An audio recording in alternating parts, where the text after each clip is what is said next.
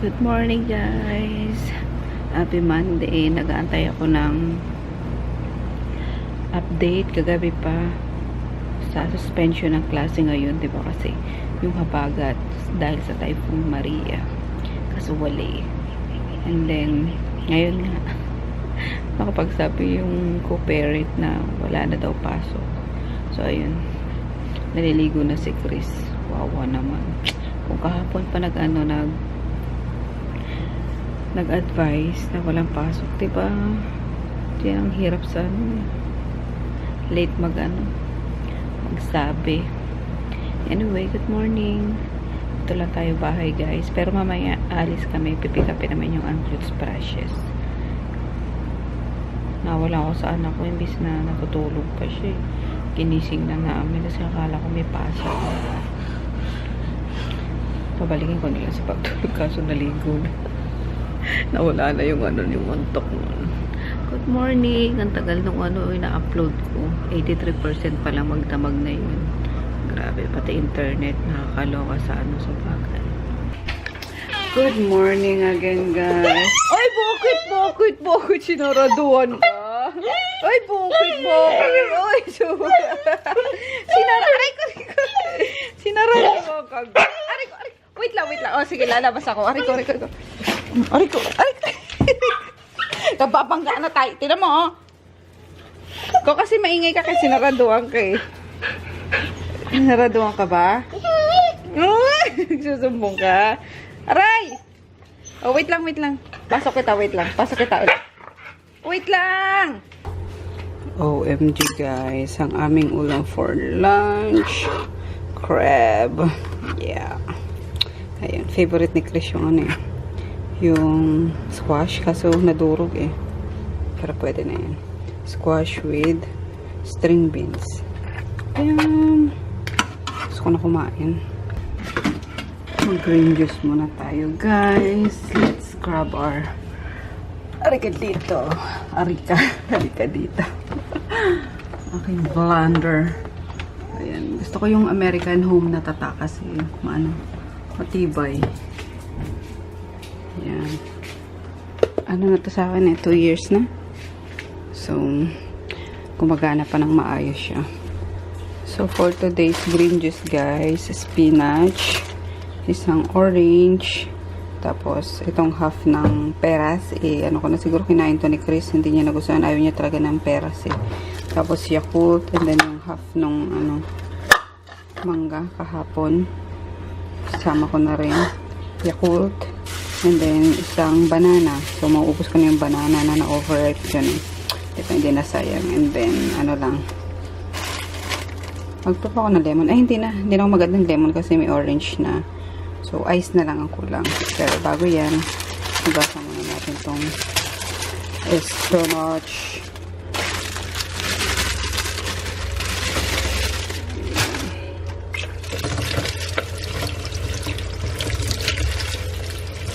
Hugasang mabuti. Yeah. Dami. Ayan, busog na tayo dyan, guys. Full pack ng vitamins, nutrients, char. Hindi ko alam. Ito ako nagmamagaling. Pero, ang sarap niya. So, ayun. Di mapakali tong batang to eh. Pinapahanap niya talaga yung pang sa gitara. So, ito yung nag-send sa kanya noon. Natago ko pa, diba, guys? Lahat ng nagsisend sa amin ng letter, natago ko talaga yan. Ayan. Ewan ko kung nanonood pa siya ngayon ng vlog ng Ate Caris. Ayun. Si Caris pala. Hi, Caris. Yun. Tago ko pa yung letter mo. Ang cute. Anyway, nanap ko lang naman yung sa gitara niya daw. Wish ko lang nandito pa. Wala na, Chris. Hiniwalay mo na ata yun eh. Kawawa naman sila, guys. So, nauulanan. Ay, hirap talagang kumita ng pera. Umulan, umaraw. Alam mo yun. Pahinante tawag nga dyan.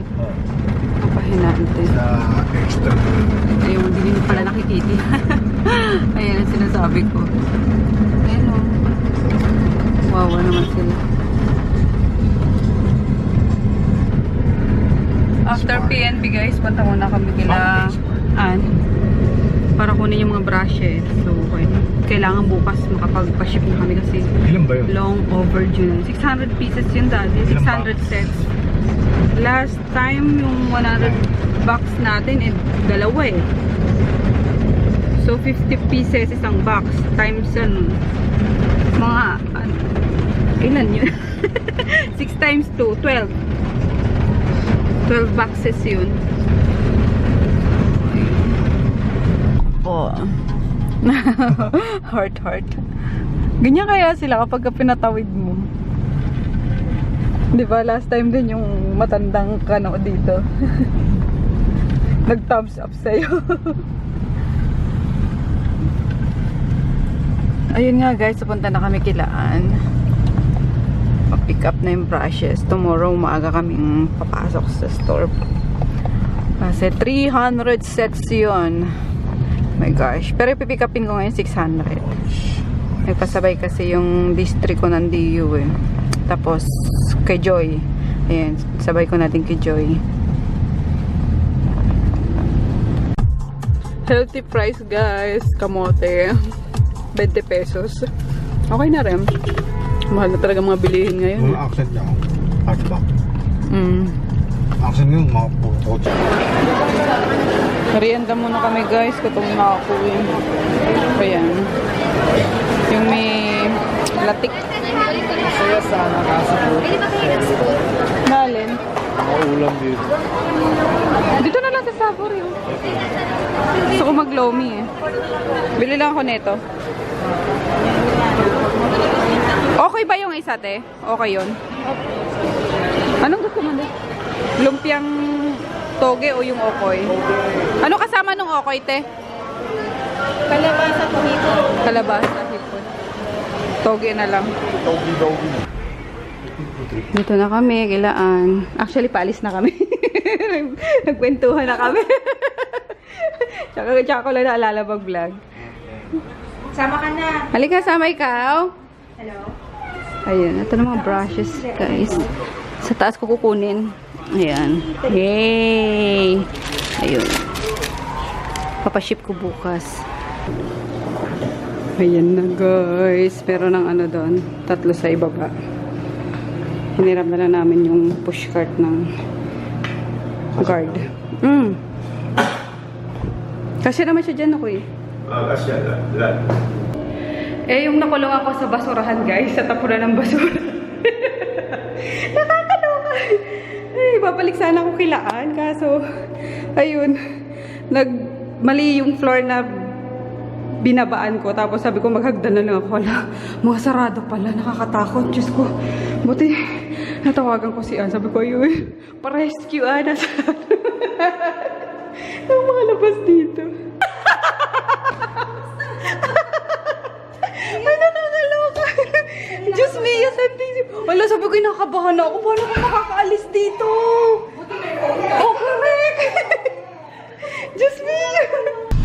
Diyos ko guys, nakakatawa talaga yung pangyayari sa akin. Pero kinabahan ako ng bongga ha. Kasi sarado. Lahat ng babago, sarado yung exit. Kasi pag, ano guys, yung sabi ni Ann, pag lumabas ka doon, di ka na makakabalik. Diyos ko. Parang one way lang kasi yung door na yun eh. Nakakaloka. Buti dala ko yung cellphone ko. Natawagan ko si Ann sa Facebook. Sabi ko, Ann, pasuyo naman. Nasaraduan ako dito sa may tapunan ng basura. Literal guys, natakot ako kasi, eh diba kapag gano'n yung mga stairways na, stairways, yung mga ganong hagdan na parang exit lang, nakakatakot diba? Tapos puro basura pa yung nandun. Kasi tapunan talaga ng basura. Nakakaloka, katangahan ko na to. Paano, umakit ako sa, pabalik sana ako sa kanila sa taas at iniram ko yung pantakip, yung trapal. Kaso namali ako, nasobra ako ng isang floor. So sabi ko, para mabilis, maghagdan na lang ako pababa. Ay Diyos ko, yun ngayon nangyari. Nakakaloka. Tawa na tawa tuloy siya. Nagpawisan ako ng bongga oh. Feeling ko, namaho pa ako dun eh. Hey guys, talak ako ng talak. Hindi pala nagre-record yung itong vlog. Ayun, sinabi ko na hindi na ako nakapag-vlog pag uwi namin kasi nabusy na ako sa pag-edit ng vlog and pag-upload. May na-upload akong dalawang vlogs guys. Yung isa na-publish ko na, yung isa bukas naman, and then may ina-upload pa akong isa. So para sa next day naman yun, diba? Sinisipagan ko na guys na kung hindi man everyday, yung 2 araw pagsasamahin ko. Okay, yun na guys ang pinaka makakaya ko, yung best ko, yun na. 2 araw pinagsama. So ayun, tulog na nga yung anak namin. Ayan, pagalitan niya ni daddy, may kalokohan na namang ginawa eh. Muntik nang masunog dito, at yung spray sa brake is sinilaban niyan, nakakaloka. Masyadong curious yun sa mga sa mga aerosol. Kalokang bata. Ayun, follow ni daddy, kaya nakatulog agad. Anyway, let's go na daddy. Ano yung barko po? Sige, tapos yung muna. Pa-open na lang muna nito. 2 yung ano ko eh. Yan, naubos yung milk niyo. Hi, Paknit! Aray ko. Excuse me, Paknit. Ayan. Uploading pa yung isa. Ayan, konti na lang. 7 minutes na lang. Yay! May mga pondo tayo. May pondo tayong 2. And then tomorrow, dadalhin ko to sa store. Tapos yung brushes na pinika po kay Ann. So, ayan, ano siya guys. Naka-print out talaga siya para pag mag-check kami is madaling mahanap. May numbering din siya. So, ayun. Hindi lang sa notebook. So, ayun lang. Ano pa ba ang ganap ngayon? Wala. Sabi ko, kakain lang kami ni daddy. Kasi nag-ano lang kami kanina. Nung nandun kami sa Robinsons, nagmerienda. Baon ko pa ngayong kalahati ng lomi na in-order ko sa Savory or Savory. Savory ba yun? Whatever. Si Tom. Yan. Dito na siya natutulog sa sa labas. Pati silang 3. Si Tom, si Pokma, tsaka si Yung. Where is Yung? Yung is nasa ilalim. Ayun. Kasi iniihian nila yung mga paa ng kama namin, sobrang panghi doon sa loob. Si Miggy tsaka siguro sa labas talaga yan umiihi. So itong mga lalaki dito sila, kahit dito sa labas guys, yung mga mesa, yung mga paa ng mesa, iniihian nila. Di ko alam, kapag umihi si Liit, pag nag-spray yan, kasunod si Yung. Alam, trap nilang, ay nako, kaya yun, naibig sila sa loob ng kwarto. So, ito ang ating kakainin today. Ang dami. Gosh. Ito yung binili ko sa Rob. Yung suma na may latik. Pero parang hindi authentic yung ano niya, yung latik niya. Kasi may nalasahan ako na parang namuumuuna na sugar. Kasi yung ano na ito, authentic na latik talaga is parang coco jam, di ba? Yung pagkapino. So, ayan, may donut pa dyan. Grabe, bumaba sa pagkain dito. Thank you, Lord, sa aming food. Tapos, meron pa ito, yung crab kanina. And then, yung binili ko kanina doon, ang mahal ha. Nagulat ako, nahiya na lang akong ibalik eh. Yung okoy na shrimp tapos kalabasa. 60 pesos, guys. Ayan, tapos yung ito, siguro ito na lang bukas breakfast ni Chris. So, alam ko nagluto pa si auntie. Hindi ko nasabihan na wag na magluto. Si auntie ang sipag magluto. Ayun, tahong. Ayan, we have tahong pa dito pala. Ito ulamin ni daddy. Request nito eh. Parang sinabawang tahong. Parang ito rin kakainin ko yata ngayon. Tapos yung crab. Bahala na. Hindi naman ako magra-rice more on papak lang yung ganyan. So, mainit pa ba? Mainit pa naman eh. Okay na siguro yan. Or initin ko pa. Masarap kasi nito, mainit na mainit eh. Initin ko pa.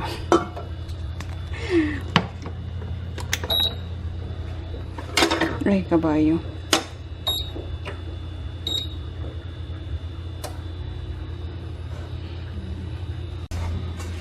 Gumawa ako guys ng 2 sausawan. Ito sa crab. Suka. Tapos fresh na garlic, sili, and peppercorns na dinuro o cracked peppercorns. Tapos ito sa tahong. Ayan. Sili, kalamansi, and patis. Yummers! Umiiyak na naman si Maggie. Sa loob kasi. Let's pray. Bless us, O Lord, in this your gift, so about to receive from thy pocket to Christ, our Lord, Amen. Dali ang init. Pabukas ng electric fan. Ang init. So, yun. Hindi pala kami nag-gym ngayon, guys. Kasi, ayun nga. Pinick up namin yung yung brushes. Mabigat siya. Inano ni daddy kay nakagaso. Yun ang pinaka-ano niya. Workout niya. Parang malabo yung kain tayo.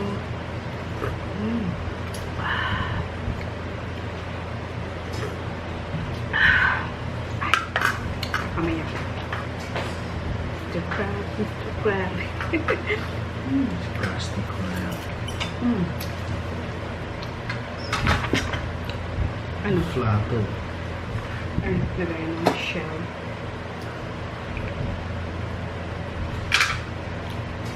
With ano pa? Tahong. Tahong ko daw sa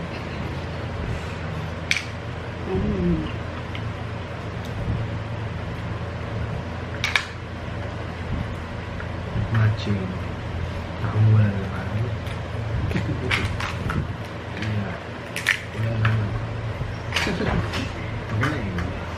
Mapayat lang yung nabili ni Mayaman na crab. Pero okay rin na. Kasi nag-fave ako sa crab. Pwede na pag-check. Yun. Taas yun. Tapos kaya mo ng suka. Sabay. Yung goy. Pantay ka na naman yan.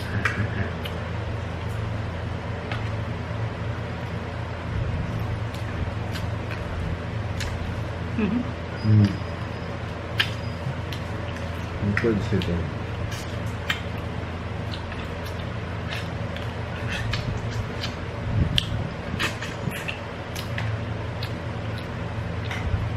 Binakuan ng gulay.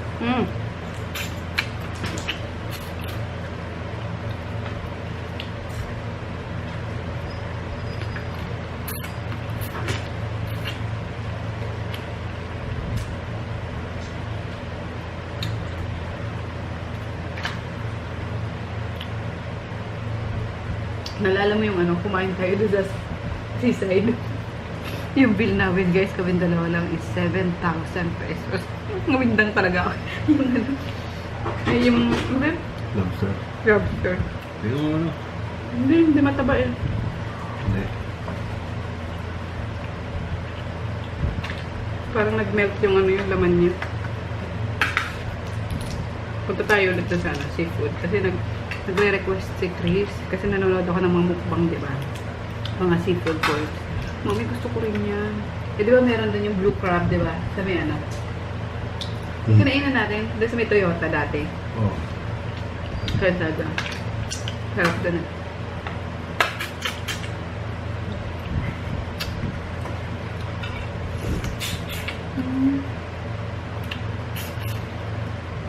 Tapos.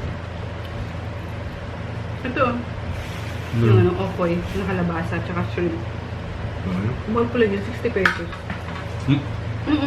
Oh.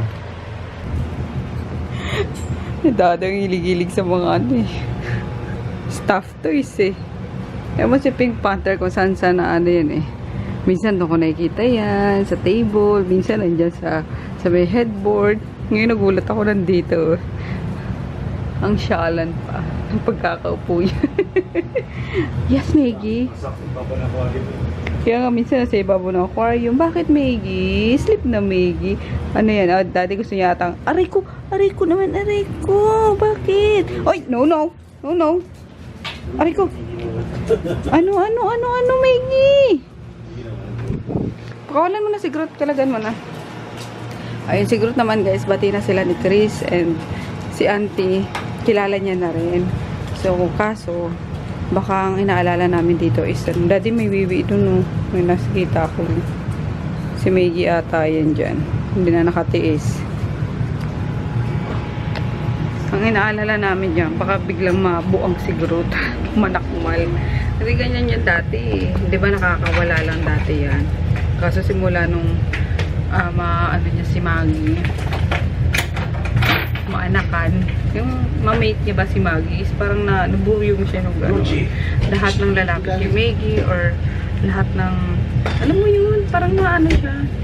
Kaya ayun, tinatali pa rin namin siya. Pero nalalakad niya siya ni Chris, hindi na katulad nung dati na pag nakita niya si Chris is dadampahan niya, kakahulan niya. Ngayon hindi na, nalalapitan niya na. And pati si Auntie, nakakalapit na rin siya kay Groot. Kasi yung todo lapit talaga, nakalabas-masok na siya doon sa may basurahan doon sa labas, sa may hagdan. Kasi dati hindi eh. So, ang galing ni Auntie talagang niya. Nakuha niya yung loob ni Groot, parang nagsisell lang din. And then, ayun. Ilang buwan na ba sa Auntie? 1 month na si Auntie sa amin. So, wala pang 1 month. Nakuha niya ng loob ni Groot. Diba? So, yun lang guys. Numaldal na naman ako, diba? So, nakapaghilamos na ako. Ayun. Lalagay lang tayo ng serum. Ito ang ginagamit yung serum, guys. Ay, sabi ko pala mag-share ako, diba? Share ko na lang pala, guys, yung mga ginagamit kong skincare ngayon. Super clear ng ano natin today. Although talaga hindi na mawawala, guys, yung pagka-pula-pula ng mukha ko. Pero at least, acne-free na tayo, diba? Nakakatawa. Alam niyo, nakaawa ako dun kay Real Asian Beauty. Grabe, no, nag-suffer siya sa acne. Nakakalungkot na kahit anong gawin niya is talagang walang makakure doon sa kanya. Pero sana ngayon, 'di ba, nag-work naman yung water therapy niya. So ganun yata may mga taong talagang kapag nagka-acne guys, mahirap tanggalin. Ako nga pasalamat ako kasi grabe, talagang de-depress na rin ako nung guys. Alam niyo yung wala nang kahit nagpa-derma na ako, kung ano nang ginagamit ko, talagang wala. So, ayun, nakapag-ano lang talaga sa akin doon is yung Cetaphil talaga. Chinaga ko siya kahit naayo ko sa Cetaphil kasi hindi siya bumubula. Talagang chinaga ko yun. And then, ayun, gumamit ako ng rejuvenating set. Yun, nadala siya. Kaya ito.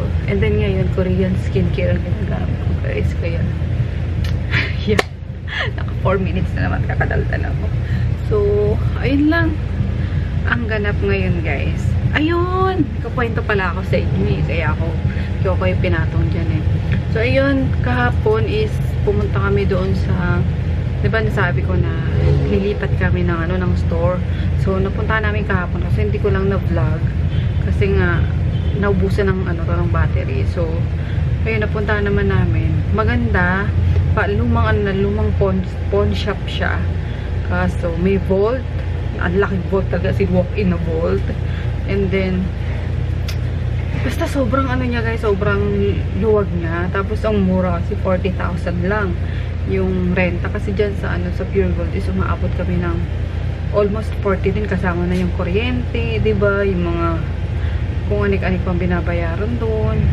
So umabot din kami almost ng 40, kaya sabi ko naghahanap ako ng maluwag. Tapos or hindi naman masyado maluwag guys, yung may kitchen lang. Sabi ko, yung may kitchen lang, tapos may CR para sabi ko si mama, tapos yung mga kapatid ko, hindi nahihirapan na naguhugas ng pinagkainan nila doon sa CR. Ito kadiri.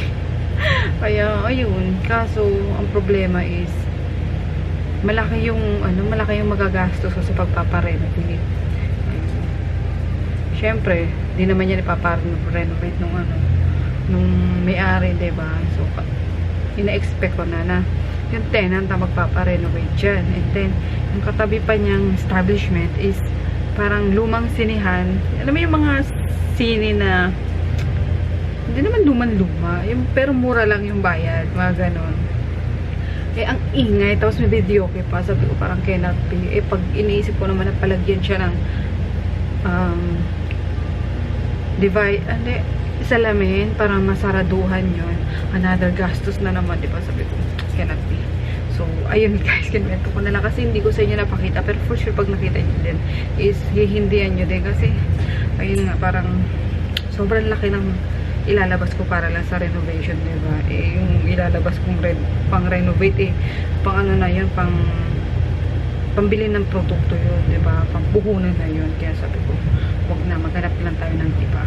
So, yun lang ang gusto ko i-kwento. Di ko alam kung sabi nyo, ano ba pakialam namin dyan? Sana maging tindahan, bla bla bla. Pero wala lang, nakwento ko lang guys. Kasi, ayun, wala na naman tayong vlog today. So, at least, may nakwento ko sa inyo, diba? So, yun lang. See you tomorrow. Good night! Nakakaloan. Dagdag mo. Good night tayo kay Daddy.